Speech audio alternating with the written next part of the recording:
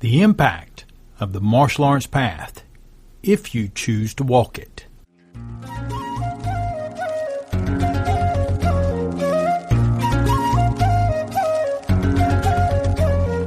Exploring the culture, the adventure, and the impact of martial arts. That's what Kung Fu Podcast is all about. And I'm your host, T.W. Smith. I am so glad that you joined me today. In today's episode, we're going to be looking at an essay, actually it's a thesis, titled Martial Mind, Examining the Relationship Among Martial Arts Participation, Identity, and Well-Being. The thesis was written by Michael Mainland in 2010 to complete his work at the University of Waterloo. I have read and then reread all 160 pages of his thesis. In fact, I've probably read it 3 times over the course of the past year or so that I've been looking at it.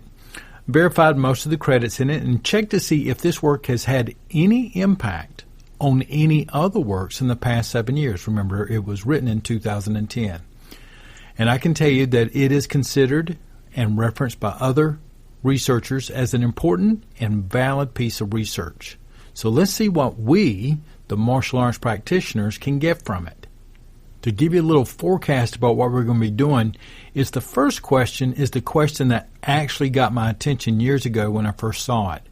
And it asks in the very beginning, is what makes someone who calls themselves a martial artist any different than a person who knows fighting techniques? Consider that for a moment. I am sure that there are several thoughts and feelings about what would contribute to the difference between a martial artist and someone who knows the fighting techniques of various styles or weapons. And I'm not really interested in having a discussion about what those differences are right now, except to point to the fact that there are some differences, and if you don't recognize any, perhaps that's something that you can look at in the future as you're on your martial arts journey.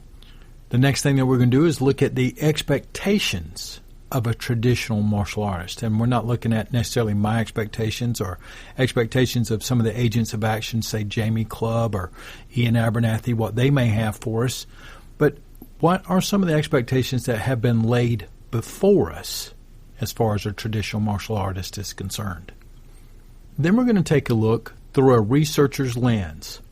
How does martial arts approach the higher levels of psychological, social, and physical well-being? Before we get into the main theme of the program, I'm looking forward to seeing you all in Fort Mill, South Carolina at the Shirite Jiu-Jitsu Kai International Conference. Several of you have reached out privately and asked if I was going to be teaching some of the Lama and Hop Gar, and I just want to make sure I did let you know that yes, we will be going through some specific techniques and footwork of the Hop Gar Lama Pai system. Now let's begin to look at the research that's associated with the psychological, physical, and spiritual well-being of martial artists in scientific research that is appropriately done with objective statistical analysis. And by the completion of this, I really believe that there is going to be something in here for you. So let's get started.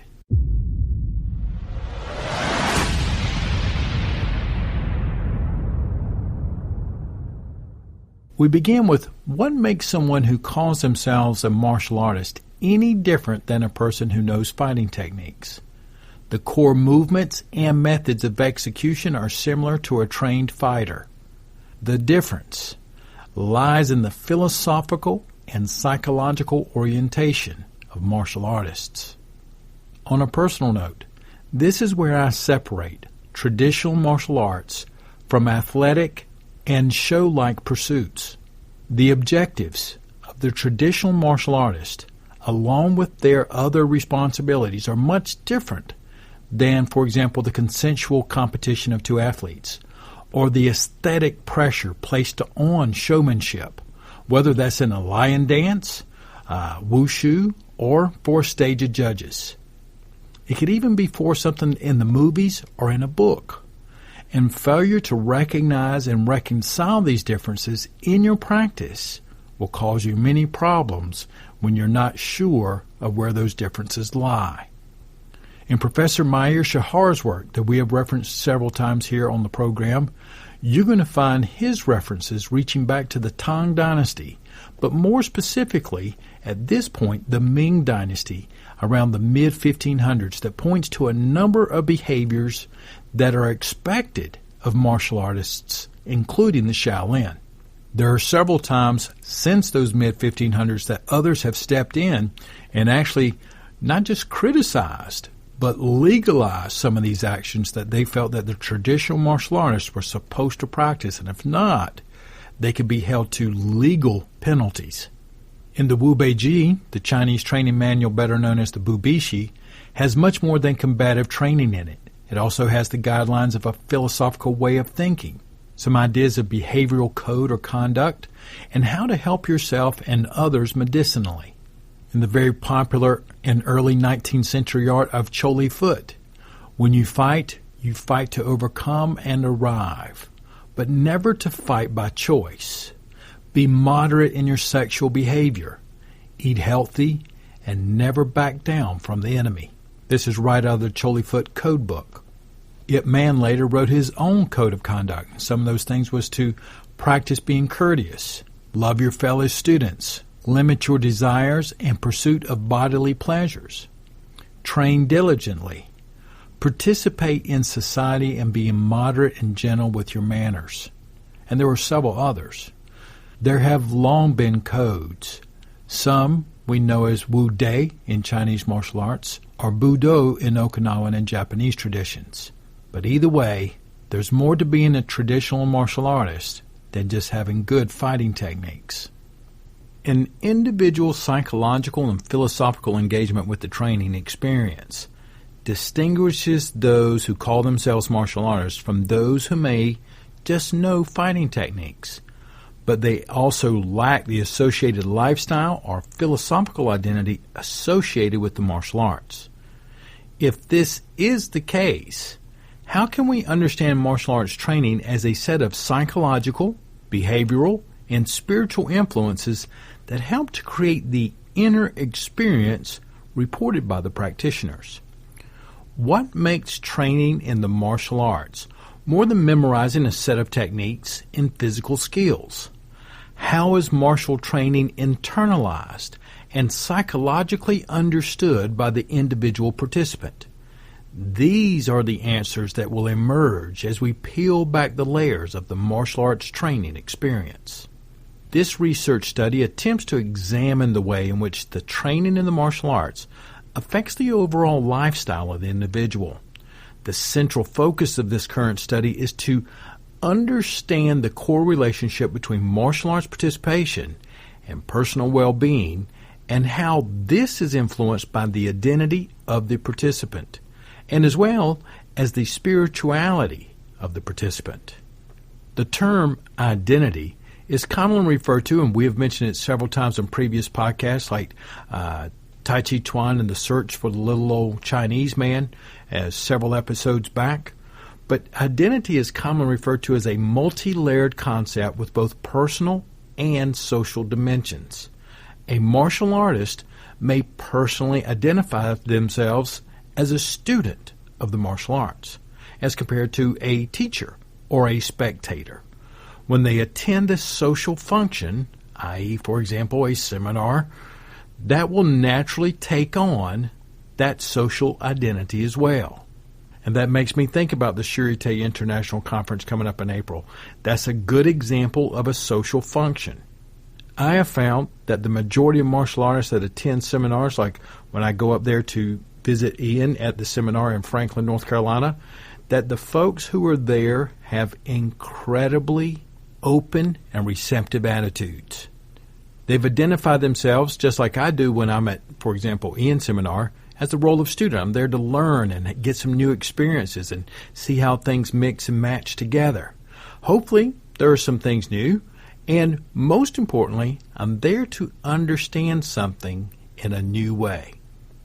There's one factor that can influence the relationship between martial arts participation and well-being, and that is the spirituality of the individual practitioner. So hang with me for just a moment, because now we're getting in these, what I would think of as vague areas. You know, when you talk about identity or well-being or spirituality, those are not like bricks and trees and rocks where you can kind of look at it, touch it, and feel it. In fact, when you go from person to person, you might get the idea that it could be opaque and always changing on you. However, the researchers have nailed it down pretty good to give us at least all the ability to get a real good idea about what they're talking about. So, follow this hypothesis. For some people, spirituality can become a central part of the experience, and this form of personal engagement can in turn benefit the spiritual well-being of that individual. In a similar fashion, the degree to which a person incorporates martial arts training into their lifestyle and their personal philosophy presents an interesting psycho-behavioral connection that is likely to differ between each individual.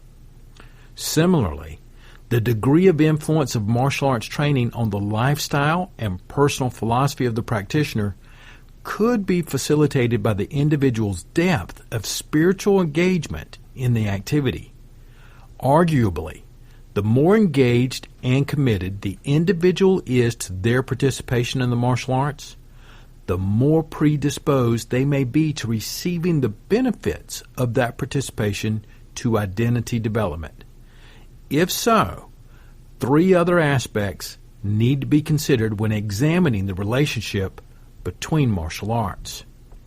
First is to examine the way in which an individual may engage into a pursuit that begins to take on a deep personal meaning and significance in the life of that individual. The second is to consider the concept of involvement that suggests that people differ greatly in the psychological relationship that develops with their training experience. And then the third aspect is the degree to which one is motivated to engage in martial arts and how that likely reflects the extent to which an individual practitioner might be willing to embrace their art and make it a central part of a daily experience. So here are 2 main questions that are going to be addressed during this thesis. The first is, do higher levels of martial arts participation and higher identity formation scores predict higher levels of psychological, social, and physical well-being? What role does spirituality play? And the second main question is, to what extent are the concepts of serious leisure, motivation, and involvement related to both martial arts participation and well-being? Which of these psychosocial factors exerts the greatest influence? And do demographic factors play in a role of shaping an individual's training experience? In Chapter 2 of the thesis, it is usually what you would find as the introduction to literature. This is usually the place where you go through the research and you find the most recent literature and most impactful literature and put it together. His Chapter 2 is titled, Building a Conceptual Framework for Understanding the Martial Arts. And the first part of that is personal well-being. Michael writes, quote, "One of the most important reasons to study the positive ends of the mental health spectrum is to identify what is missing in people's life. That is, in between people who are suffering from major psychological disorders and those who possess psychological well-being is perhaps a significant and neglected category of people. Individuals who are not troubled by psychological dysfunction, but who, nonetheless, lack many of the positive psychological goods in life." End quote. In 4 separate research papers and over nearly 20 years of dedicated work, Professor Riff studied the concept of personal well-being. There are many studies, 1989, 1995, 1998, and 2008. So she's covering several decades worth of work. Her research conceptualizes well-being as being composed of 6 central characters: self-acceptance, positive relations with others, autonomy, environmental mastery, purpose in life, and personal growth. And those are the 6 factors that are associated with well-being, whether you're talking about martial arts or not. Self-acceptance is where, before you can reach for the higher levels of personal development, we must first come to terms with who we are and become comfortable with it. The second characteristic of well-being speaks to its social dimension and is termed positive relations with others. Martial arts training often occurs within a highly social environment. While some martial artists train in isolation, the vast majority train in a club setting. And I'm going to add, even if you don't train in a club setting, you still got to find somebody to work out things with periodically. So you still got to have some kind of relationship with somebody in order to keep moving forward. Numerous relationships exist within that training environment. The health and supportive quality of these relations are important in creating a growth, promoting environment for the student. Autonomy is the third characteristic of well-being. And when discussing the conceptual dimensions of well-being, emphasis is often given to, quote, qualities such as self-determination, independence, and the regulation of behavior from within, end quote. Increasing personal independence is highly associated with martial arts training. In fact, one of the biggest drawing points of the martial arts for both male and female participants is the chance to learn how to defend oneself physically. For a significant percentage of martial arts students, the process of learning how to defend oneself is directly related to increasing levels of personal autonomy. Environmental mastery was the next one that was listed, and it refers to the importance of being able to manipulate and control complex environments, particularly in midlife, as well as the capacity to act on and change the surrounding world through mental and physical activities. The fifth characteristic of well-being is purpose in life. The martial arts training process can be lonely, challenging, overwhelming, and, if done in the committed way, full of sacrifice along the way too. Finding meaning in the suffering, finding purpose in the discipline, represents a higher level approach to participation in the martial arts. Without meaning, training can feel repetitive and lose its appeal. And then the sixth characteristic is personal growth. And its link to martial arts training is simple to illustrate. The concepts of Budo and Wu-Dei, personal development through strenuous training, is centrally focused on the ability of martial arts training to act as a vehicle for developing higher levels of selfhood. In fact, the concept of personal growth is also perhaps the aspect of well-being most directly relevant to the practice of the martial arts.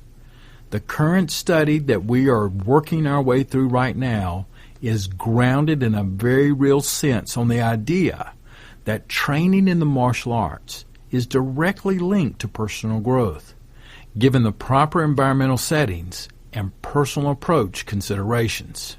Professor Riff writes, taken together, these 6 dimensions encompass a breadth of wellness that includes positive evaluations of oneself and one's life, a sense of continued growth and development as a person, and the belief that life is purposeful and meaningful, end quote. In addition to the 6 characteristics of well-being that we just went through, there are several pages of this thesis dedicated to the 6 roles of identity. And I'll leave you to research those at your own leisure whenever you might need them when you go to kungfupodcast.com/martial mind. But I'm going to summarize the 6 roles of identity with this quote. The most important distinction to understand is that personal identities are related to roles and social identities are related to group memberships. Both of these perspectives point to psychological and sociological processes occurring within the mind of the individual. To fully understand the dynamics involved in the identity process, a deeper look into the specific nature of identities is warranted, end quote. Which brings us to spiritual activity. To what extent is the student engaging in his or her training as a form of spiritual experiences? Can the role that martial arts play in contributing to spirituality be assessed?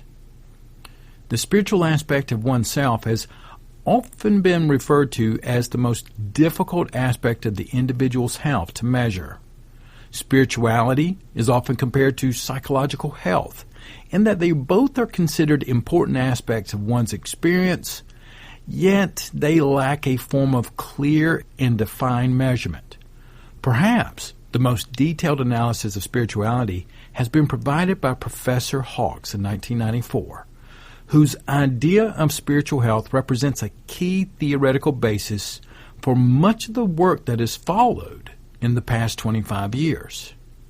Hawkes conducted a vast survey of the literature relating to spiritual experience and health, and Hawkes identified a number of characteristics associated with a spiritually well individual.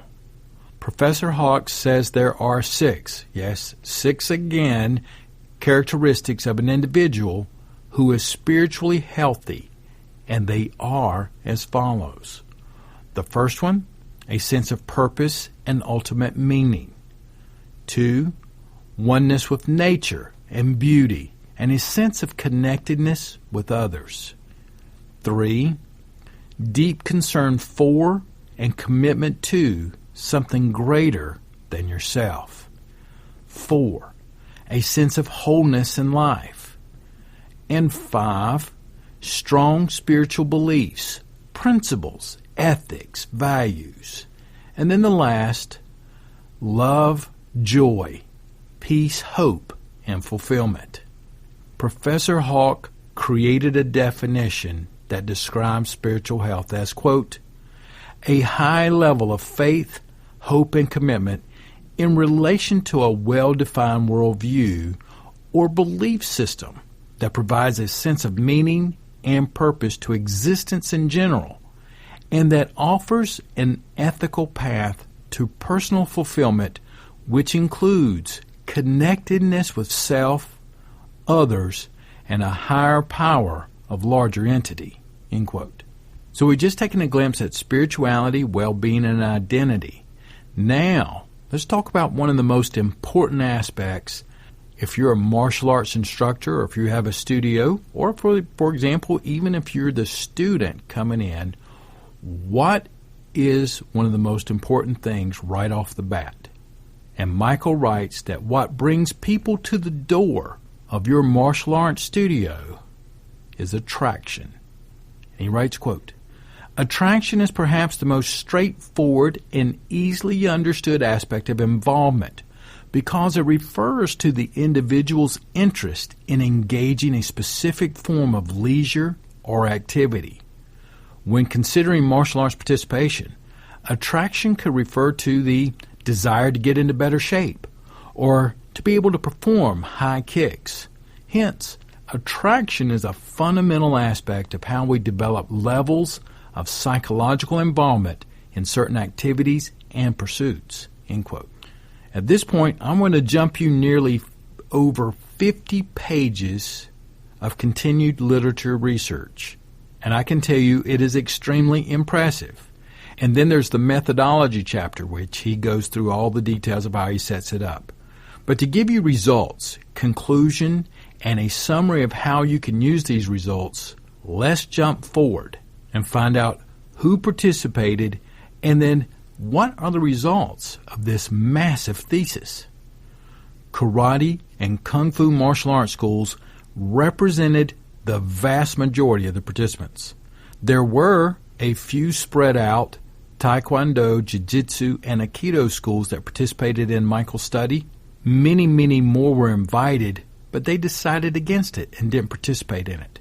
What Michael does write is that while differences exist between these forms of practice styles, they all share a traditional approach to training focused on both practical self-defense and the development of the student into a more balanced human being. I will let you know that there are 46 pages of results in Michael's thesis. Statistical regression models, significant difference testing on every variable imagined by gender, by style, and at least 20 charts. You name it, if he looked at it, it's in there. But I'm going to give you the golden nuggets and a few solid tools.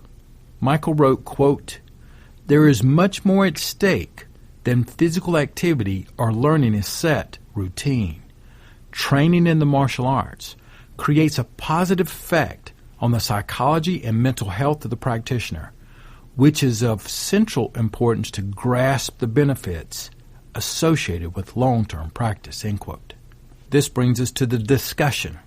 The study found that martial arts participation displayed a significant power in predicting well-being scores. The psychosocial factors associated with the training experience heavily shaped this relationship. Michael also found the variables of motivation and involvement are all functional concepts for understanding the depths of the martial arts training experience, as well as the role of personal identity and spirituality.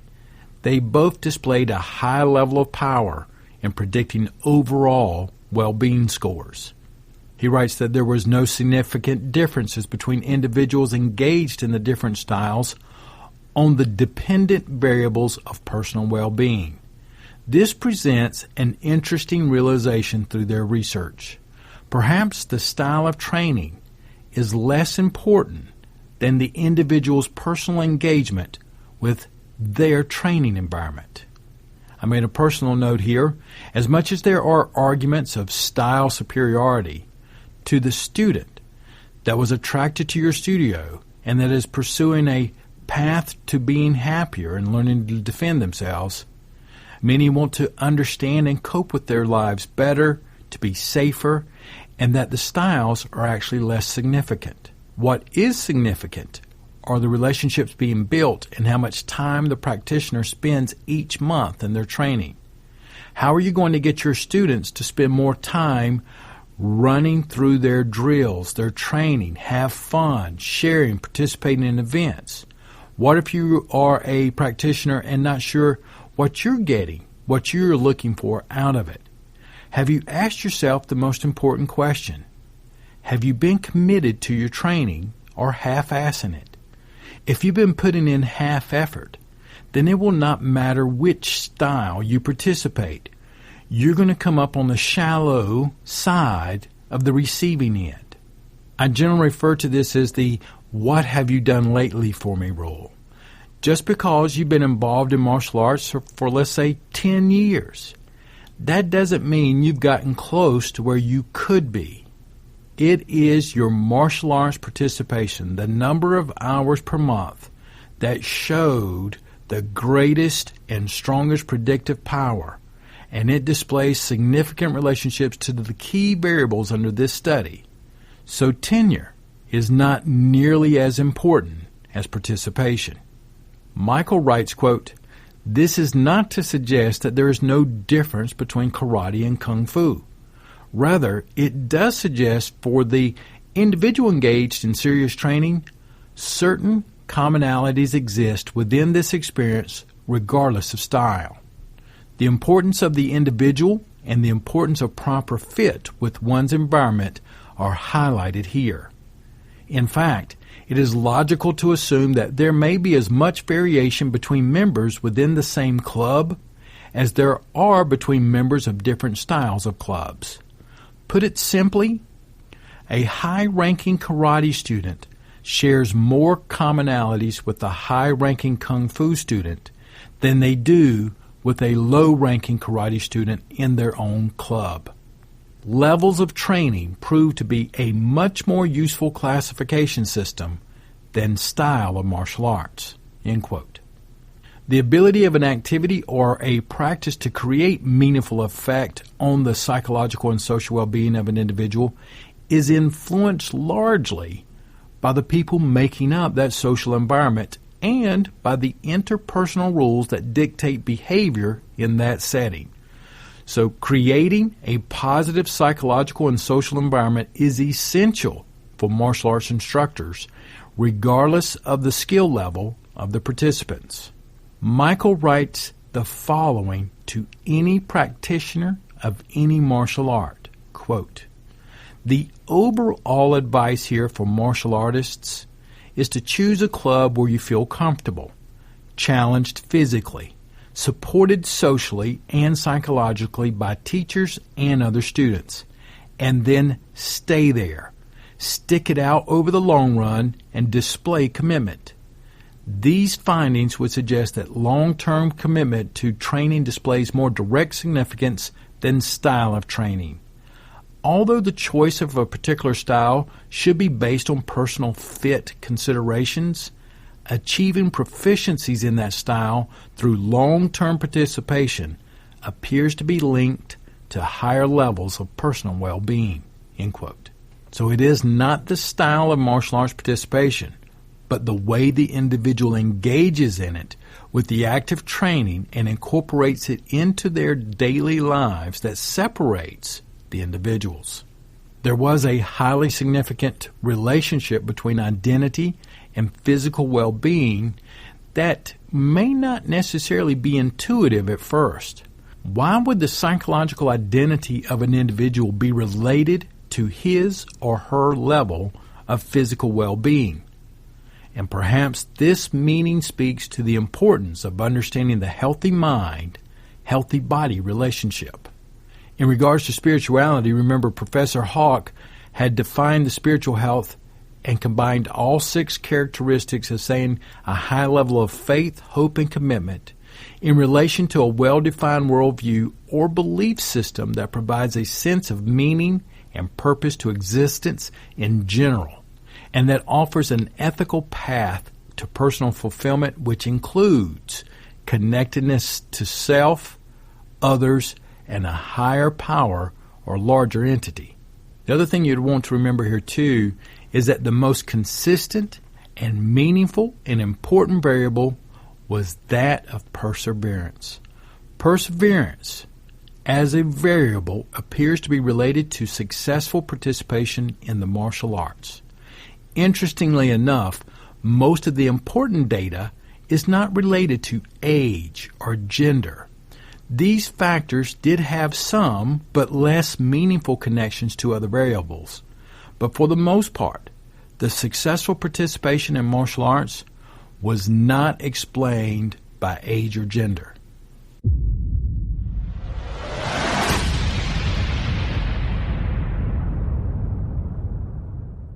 So I hope you enjoyed the study so far.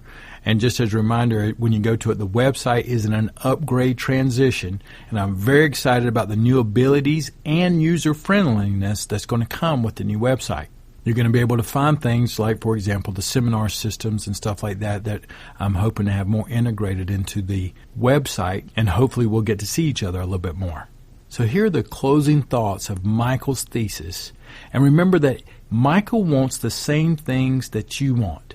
While the agents of actions of Kung Fu Podcast want, folks like Peter Consterdine, Paul Bowman, Kai Morgan, Jamie Clubb, Kevin Tan, Ben Junkins, D.S. Ferrer, and what they want for you is the same thing I want, that you have a meaningful experience in your martial arts journey.